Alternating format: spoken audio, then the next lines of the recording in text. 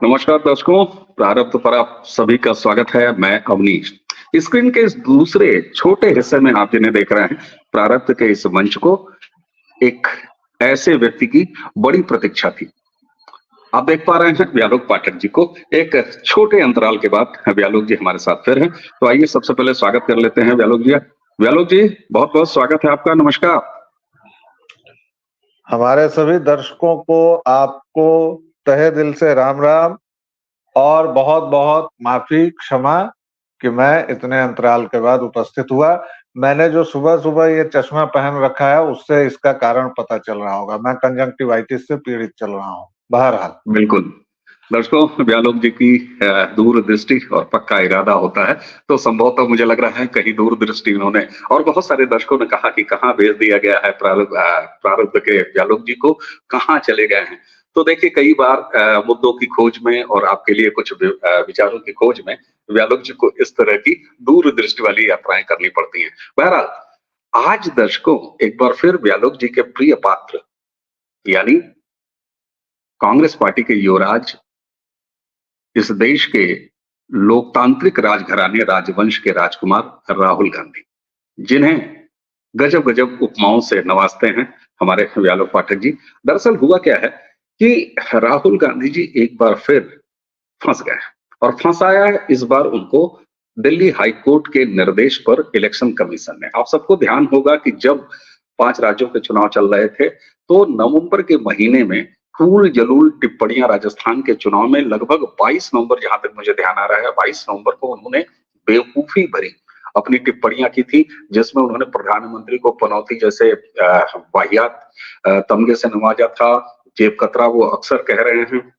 तो 1 मार्च को election commission ने एक नोटिस दिया था, दिल्ली हाई कोर्ट ने एक डायरेक्शन दिया था कि इस तरह की बेवजह की टिप्पणियां जो भी स्टार प्रचारक, चाहे वो किसी भी पार्टी से ताल्लुक रखते हो, अगर उन्होंने किया तो गंभीर नतीजे उनको भुगतने पड़ेंगे। ये राहुल गांधी है, इनकी सदस्यता तक इन्हीं बेवकूफी भरी टिप्पणियों और अनाप शनाप जबान खोलने की वजह से जा चुकी है।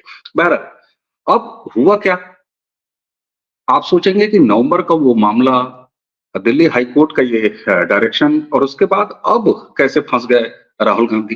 दरअसल राहुल गांधी रुके नहीं और लगातार लोकसभा चुनाव की जब वो कैंपेनिंग कर रहे हैं या अपनी भारत सो कॉल्ड भारत जोड़ो यात्रा निकाल रहे हैं, पटना की रैली में आपने देखा ही लालू प्रसाद यादव ने क्या कुछ कहा, तो राहुल गांधी एक बार फिर उल जलूल टिप्पणियां कर रहे हैं। और अब चुनाव आयोग ने उनको कड़ी एडवाइजरी जारी की है और ये कहा है कि हाईकोर्ट के अनुपालन में पहले ही चेतावनी आपको दे चुके हैं, फिर भी आप नहीं रुक रहे हैं। ये एडवाइजरी आपके लिए है, अगर इसके बाद आपने उल जलूल टिप्पणी की, और खास तौर से प्रधानमंत्री के बारे में, बीइंग ए स्टार प्रचारक ऑफ कांग्रेस पार्टी, तो फिर आपका अंजाम ठीक नहीं होगा।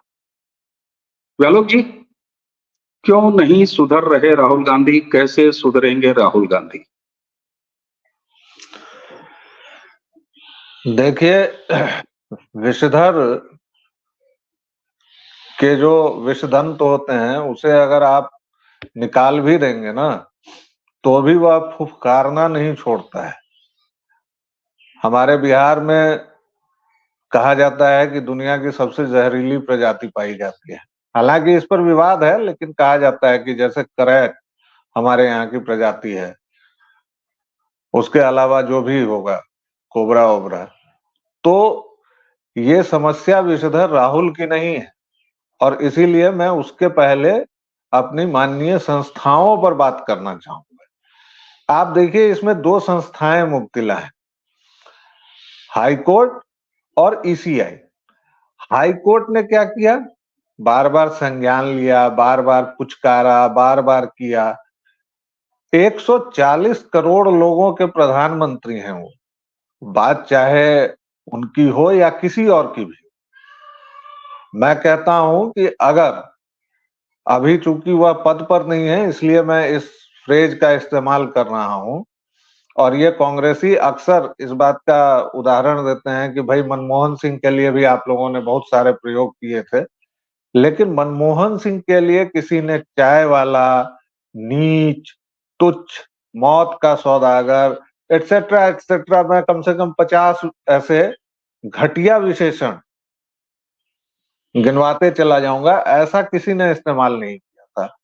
तो बात न तो मनमोहन सिंह की है न देवगौड़ा की है, बात एक संवैधानिक संस्थान की है, और वह संस्थान है प्रधानमंत्री, और वह हमारे देश के सर्वोच्च प्रातिनिधिक व्यक्ति हैं। अब इस पर बहस मत कीजिएगा दर्शकों कि राष्ट्रपति हैं या कौन है, मतलब लोकतंत्र में, और हमारे यहाँ लोकतंत्र का जो स्वरूप है वह सर्वोच्च प्रतिनिधि है। उस संवैधानिक संस्थान को यह खानदानी चोर लगातार गरिया रहा है, गरियाए चला जा रहा है, बेखौफ, बेलज्ज और निर्द्वंद भाव से। जो खुद खानदानी चोर है, जिसका पूरा खानदान ही जमानत पर है। मुझे लगता है कि शायद पिंकी वाड्रा ही बिना जमानत के चल रही हैं, वरना राहुल गांधी जमानत पर हैं, सोनिया माइनो जमानत पर हैं, जीजा जी का तो खैर कहना ही क्या, वो तो मंगल में भी अगर भारतीय हमारे अंतरिक्ष विज्ञानी पहुंच गए गलती से वहां मानव को लेकर, तो हो सकता है कि वहां भी उन्होंने कुछ जमीन पहले से रख ली हो। और इसके बावजूद यह व्यक्ति जब पिछले 10-12 साल से इसको एक्टिव राजनीति में लाकर, और करीबन 20-22 बार लॉन्च किया जा चुका है, हर एक बार अपनी लॉन्चिंग के समय यह प्रधानमंत्री के प्रति छिछले शब्दों का प्रयोग करता है। अच्छा, यहाँ पर केवल यही नहीं करता है, अभी कल कांग्रेस अध्यक्ष इसके जो और अब मैं इस शब्द का इस्तेमाल कर रहा हूं कि इसके पालतू जो कांग्रेस अध्यक्ष हैं मल्लिकार्जुन खड़गे, उन्होंने इतने अपमानजनक शब्दों का प्रयोग किया है प्रधानमंत्री के लिए कि उस पर भी संज्ञान लेना चाहिए। और संज्ञान क्या होता है, उस पर सजा होनी चाहिए ना भाई। राजदंड का भय कब होता है? आप बार बार संज्ञान लीजिए। देखो, तुमने मेरे हाथ पर मार दिया, हाथ मरोड़ दिया, ठीक है, ये तो वही कथा है ना, उस कथा को भी मैं सुनाऊंगा। खैर, मल्लिकार्जुन खड़गे ने कहा है कि आजकल आप जहां भी टीवी खोलें या जो भी करें, वहां पर प्रधानमंत्री मोदी नजर आ जाते हैं, और जिस घर में मोदी गए वहां दरिद्रा आ जाती है।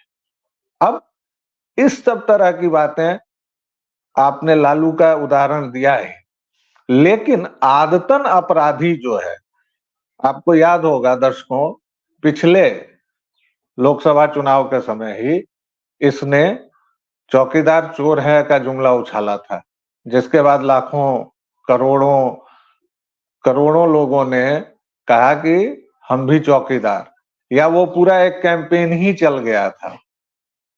दिक्कत की बात यह है कि इस देश में अभी भी उस विषधर को कुछ लोग नेता मानते हैं, कुछ लोग अपना मसीहा मानते हैं, और कुछ लोग उसके साथ, उसके आगे, उसके पीछे, और लगातार उसको प्रमोट करने में लगे हुए हैं। कांग्रेस पार्टी को अगर 50 सीटें भी हैं इस देश में, तो मुझे सबसे ज्यादा आश्चर्य इसी बात के लिए होता है कि ऐसा आखिर क्यों है, क्यों होना चाहिए कि इस देश में, जिसका पूरा इतिहास जिस पार्टी का इस देश को क्षत विक्षत करने का रहा हो, मैं 1947 के पहले नहीं जाऊंगा, 1947 के बाद, और खास तौर से ये लोग जो कहते हैं कि हमारी 150 साल पुरानी पार्टी है, 150 साल हमने संघर्ष किया, हमने आसमान में तीर मार दिया, हमने आसमान में लहू से इनकिलाब लिख दिया। भैया, कांग्रेस इंदिरा थी तुम्हारी, फिर उसके न जाने कितने टुकड़े हुए। तुमने अभी 5-10 साल पहले तुम्हारे किसी अच्छे चमचे ने तुमको ये सुझाव दिया कि इसको बदल के नाम इंडियन नेशनल कांग्रेस करो, और तब तुमने इसको इंडियन नेशनल कांग्रेस करवाया है। अगर कोई ढंग से रिसर्च कीजिएगा आपको तो ये सारी जानकारी दिख जाएगी। लेकिन यही बात अगर इनको मैं बता दूंगा तो ये कहेंगे कि व्हाट्सएप यूनिवर्सिटी का ज्ञान है। तो जिस पार्टी का पूरा इतिहास ही वैसा रहा हो, जो विषधर राहुल अपनी पूरी यात्रा में, भारत जलाओ यात्रा में, एक तरफ मनोरंजन कर रहा है, दूसरी तरफ कह रहा है कि केरोसिन से। अच्छा, वो बीच यात्रा में क्यों 4 दिन के लिए विदेश गया था? इस पर सोचना चाहिए, इस पर संज्ञान जी। लेना चाहिए। और अभी शायद 4 या 5 दिन पहले ही वह यात्रा खत्म भी हो रही है, और इसके अलावा कितना अपार जन समर्थन उसको मिल रहा है वो भी हम देख रहे हैं। लेकिन इसके बावजूद उसकी हिम्मत देखिए, बलिहारी देखिए कि वह लगातार प्रधानमंत्री के खिलाफ एक के बाद एक असंसदीय, असभ्य और निम्न स्तरीय शब्दों का प्रयोग करता चला जा रहा बिल्कुल। है। तो इस पर संज्ञान नहीं होना चाहिए, इस पर सजा होनी चाहिए। बिल्कुल ठीक बात है। और आपने जब मनमोहन सिंह प्रधानमंत्री के रूप में उनके खिलाफ टिप्पणियों की बात की, वो आरोप की बात की, तो ऐसे में जरा दर्शकों को याद दिला दें, प्रधानमंत्री भूतपूर्व प्रधानमंत्री मनमोहन सिंह को उसी पाकिस्तान के प्राइम मिनिस्टर नवाज शरीफ ने जब देहाती औरत कहा था, एक विदेशी दुश्मन देश के प्रधानमंत्री ने देहाती औरत कहा था, तो यही भारत का सोशल मीडिया, चाहे वो राष्ट्रवादी हो, और उस समय नरेंद्र मोदी नहीं थे प्रधानमंत्री, नरेंद्र मोदी प्रधानमंत्री के रेस में भी अभी नहीं थे, और उनका चेहरा कम से कम डिक्लेयर नहीं हुआ था, लेकिन किसी देश के सोशल मीडिया ने पूरे तन मन के साथ इस बात का विरोध किया था। तो ये होता है कि प्रधानमंत्री पद एक संस्था के रूप में हमारे लिए कितना महत्वपूर्ण है और कितना महत्वपूर्ण होना चाहिए। व्यालोक जी, उस बात को मैंने साफ किया। अच्छा, इस देश का दुर्भाग्य देखिए, ये दुर्भाग्य कौन दिखा रहा है ये तो दर्शक तय करेंगे। पटना की एक रैली में कोई आरोपी नहीं, इस देश के कानून से सजा याफ्ता मुजरिम लालू प्रसाद यादव नाम का वो अपराधी जो सजा याफ्ता है, वो स्वास्थ्य के आधार पर जमानत पाता है, और उसके बाद मंच पर खड़े होके प्रधानमंत्री के लिए इतनी निजी और ऊंची टिप्पणियां करता है। यह भी देखना, कम से कम जिसने जमानत दिया है उनको ये देखना चाहिए कि जमानत किस बात के लिए दिया है, और वो जमानत पर रिहा हुआ सजा याफ्ता याफ्ता अपराधी कर क्या रहा है। अच्छा, आपने बात की कि संज्ञान लेना क्या होता है, इसमें सजा दीजिए। सजा हुई तो थी, सांसदी चली तो गई थी, उसके बाद जो भी तंडा हुआ, कम से कम भारत के लोकतंत्र में यह एक शर्मनाक स्थिति है कि लालू प्रसाद यादव जैसा अपराधी जो सजा पा चुका है, जेल से जमानत पर रिहा है, उसने कोई राजनीतिक बयान दिया, उस पर चर्चा हो रही है। कल को तो कोई 307 302 का मुजरिम पेरोल से छूटेगा और बाहर आके ग्राम प्रधानी या विधायकी के इलेक्शन में कोई बात कहेगा या धर्म पर कोई ज्ञान देगा, उस पर ये देश चर्चा करेगा। क्या अब भारत के लोकतंत्र में विमर्श अपराधी के दिए हुए बयानों पर होना चाहिए, या इनकी जगह जेल में होनी चाहिए, जिस तरीके से आपने कहा कि राहुल गांधी को सजा होनी चाहिए? देखिए, केवल उस चारा चोर को ही नहीं, और चारा चोर अब मैं इसलिए कह रहा हूं क्योंकि घोषित रूप से वह सजा पा चुका है, मुजरिम है, वह मुलजिम नहीं रहा है। और मैं इसलिए भी कह रहा हूं कि थोड़ा सा मैं पूर्वाग्रह से ग्रस्त हूं, क्योंकि मेरी और मेरी तरह की पूरी 3 पीढ़ियां उसने बिगाड़ी हैं जंगल राज में। वह एक अलग विषय है, और मैं चाहूंगा कि उस पर एक पूरी सीरीज की जाए, ताकि जो फर्स्ट टाइम वोटर्स हैं, जो अभी लहालोट हैं सो कॉल्ड उसके 8वीं पास बेटे पर, उनको पता चले कि बिहार में पूरी जहर की जो खेती हुई है, पूरा जो जंगल राज हुआ है, और जंगल राज का टर्म किसी पत्रकार ने या किसी आम आदमी ने नहीं दिया था, पटना हाई कोर्ट ने दिया था। बहरहाल, इस देश का दुर्भाग्य यही सब है। इस देश का दुर्भाग्य यही है कि केजरीवाल यहाँ का भाग्य विधाता है, राहुल गांधी यहाँ यूथ आइकॉन है 55 साल की उम्र में। और इस तरह की लड़ियां जब आप करते चले जाएंगे ना, तो न जाने कितनी लड़ियां आएंगी।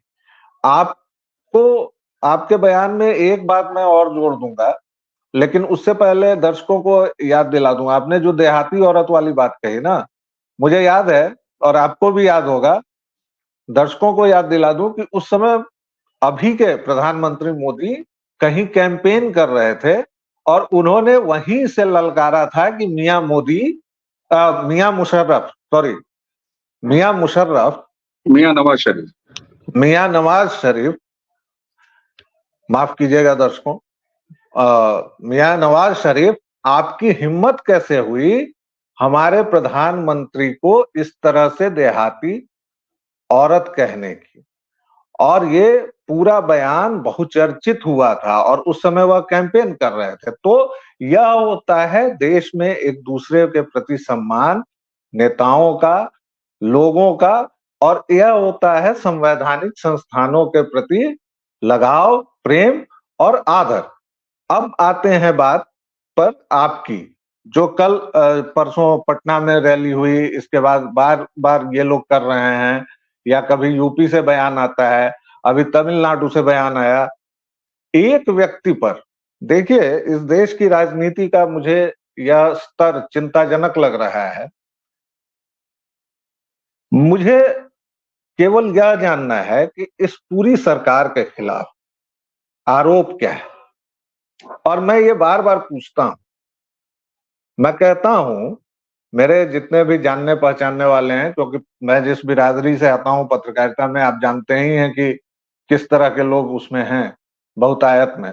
मैं कहता हूं कि भाई तुम लोगों की टर्फ क्या है, पार्टनर तुम्हारी पॉलिटिक्स क्या है? तुम ये बताओ कि मोदी सरकार के खिलाफ आरोप क्या है? भ्रष्टाचार के आरोप, काम नहीं करने के आरोप, या जमीनी स्तर पर करने के आरोप क्या है? कोई आरोप नहीं है। तुम रफाल रफाल चिल्लाते रहे, हर एक जगह से क्लीन चिट पा गया। और मतलब क्लीन चिट क्या पा गया? ये तो वही बात हो गई कि मैं अवनीश भाई पे ऊपर कह दूं कि अवनीश भाई आपने मेरा बटुआ ले लिया। अब जब बटुआ लिया ही नहीं भाई, तो क्लीन चिट मिलेगी कहां से? उसी तरह आपने उस आदमी को पिछले 20-22 वर्षों से गुजरात के नाम पर क्या क्या नहीं किया। मैं तो यह सोचकर हैरान होता हूं कि जो व्यक्ति हर वक्त लेंस के नीचे है, आप अगर हम लोग कहें कि 2002 से प्रधानमंत्री मोदी लगातार लेंस के नीचे हैं, तो कोई गलत जी, नहीं होगा। इसके बावजूद लोअर कोर्ट से लेके सुप्रीम कोर्ट तक हर एक जगह से वह आदमी बाइज्जत बरी होकर पिछले 23 वर्षों से राजनीतिक शीर्ष पर है। हम्म, और तब आप लोगों के पास आरोप क्या है? सूट पहनते हैं। अरे भाई, हमारे देश के प्रधानमंत्री हैं, मुझे तो अच्छा लगता है, मुझे खुद अच्छा कपड़ा पहनना अच्छा लगता है। अगर किसी को नहीं लगता है भाई, तब तो गजब बात है। अभी अवनीश बिल्कुल भाई को देखिए, कितना बढ़िया पहने हुए हैं बंडी। अच्छा लगता है, आदमी को अच्छा बिल्कुल। कपड़ा पहनना चाहिए, अच्छा खाना चाहिए, अच्छा सोना चाहिए, अच्छा सोचना चाहिए। मुझे अच्छा लगता है कि मेरे देश का प्रधानमंत्री जब जाता है तो वो रॉक स्टार लगता है। मुझे अच्छा लगता है कि जब मेरे देश का प्रधानमंत्री निकलता है तो लोगों को लगता है कि हाँ, कोई आया। क्योंकि पहले हम लोग देखते थे कि भाई विदेशी प्रधानमंत्री आ रहे हैं, उनकी जो ऊर्जा, उनकी जो स्फूर्ति है, उसके सामने हमारे देश के जो प्रधानमंत्री थे, वो इतने या तो रोबोट सरीखे होते थे या इतने वृद्ध होते थे कि पता जी, ही नहीं चलता था। तो बिल्कुल मुझे ठीक तो बात। ये अच्छा लगता है। ये बुरा किसको लग रहा है? तो बिल्कुल असली मुद्दे लाओ ना भाई, जमीनी मुद्दे लाओ। और सही पिछले 10 वर्षों में एकमात्र आरोप ये है कि ये आदमी सूट पहनता है। ठीक बात है। और कमाल की यहीं बात पर जी, जी। और यहीं पर व्यालोक जी, आपने जिस सिलसिलेवार तरीके से ये बात रखी कि ज़मीन पर मुद्दा क्या है? मोदी का विरोध किस बात पर करोगे? मोदी सरकार से शिकायत तुम्हें किस बात की है? और जब होता है ना कि आपको धरातल पर कोई शिकायत, कोई कमी नहीं मिलती है, तो फिर आप व्यक्तिगत हमले करने पर मजबूर हो जाते हैं। ये विरोध का सबसे सस्ता तरीका है कि कुटनी जमात की तरह आप किसी के कपड़े पर, किसी के खाने पर, कपड़े की बात कर रहे हैं। इनके नमक हल्दी, प्रधानमंत्री नरेंद्र मोदी की नमक, तेल, हल्दी तक पर सवाल उठाया गया और आरटीआई से जवाब मांगा गया। तो ये घृणित स्तर है कि जहां पर आपके पास जब जमीन पर मुद्दे आधारित विरोध करने की कुवत न हो, कुछ मिल नहीं रहा हो, तो फिर आप करते क्या हैं? फिर आप एक बड़ी तस्वीर के सामने अपना सर टकराते हैं, और सर हो सकता है आप उसके घुटने में थोड़ी बहुत कालिख अपने चेहरे की उतार सकें, इससे ज्यादा कोई कवायद नहीं दिखाई देती है। व्यालोक जी, आपने हमें बहुत शॉर्ट नोटिस पर और तकलीफ में होने के बावजूद समय दिया। मैं आपको बहुत ज्यादा कैमरे के सामने परेशान नहीं करना चाहूंगा, इसलिए आपकी बात बिल्कुल सही है और लगता है कि जिस तरीके से दिल्ली हाई कोर्ट का ये एक फैसला नजीर बनकर खड़ा है और जिसके आधार पर इलेक्शन कमीशन ने पहले नोटिस दी और अब एडवाइजरी जारी की है बेहद सख्त की, अब अगर कुछ हुआ तो फिर आपको बख्शा नहीं जाएगा, राहुल गांधी के लिए विशेष रूप से। उम्मीद तो नहीं है कि राहुल गांधी सुधरेंगे, लेकिन उम्मीद की जानी चाहिए कि सुधरेंगे। नहीं सुधरेंगे तो फिर जैसा आपने कहा कि अब संज्ञान नहीं, अब सजा होनी चाहिए। और लालू यादव जैसे सजा याफ्ता मुजरिम की जमानत स्वास्थ्य आधार पर अगर दी गई है तो वह व्यक्ति रैलियां कर रहा है, उसकी जमानत बिल्कुल खारिज होनी चाहिए। ये सोचना है मिलार्ड्स को, ये सोचना है उन्हें जिन्होंने दी छुट्टी मां की बीमारी के नाम पर और बंदा अपनी पत्नी के साथ पहाड़ घूम रहा है। दर्शकों, हमें उम्मीद है कि व्यालोक भाई के साथ ये चर्चा तुरंत में अपडेट आपको पसंद आई होगी। व्यालोक भाई से एक रुका हुआ सिलसिला जो थोड़े के लिए विलंबित था, लेकिन अब हम फिर से शुरू हो गए हैं व्यालोक जी के साथ। व्यालोक जी ने जो कहा कि जंगल राज पर एक सीरीज की बात, हमारी पूरी तैयारी है, बहुत जल्द वो सीरीज आपके बीच होगी। सप्ताह में कम से कम 2 दिन हम उस पर चर्चा करेंगे और याद दिलाएंगे कि किस तरीके से 90 के दशक में जंगल राज की वजह से कितनी पीढ़ियों को बिहार की जमीन छोड़नी पड़ी, प्रवासी होना पड़ा। तो इसी के साथ हमें और व्यालोक जी दोनों को आज्ञा दीजिए। आप सभी को नमस्कार, प्रणाम।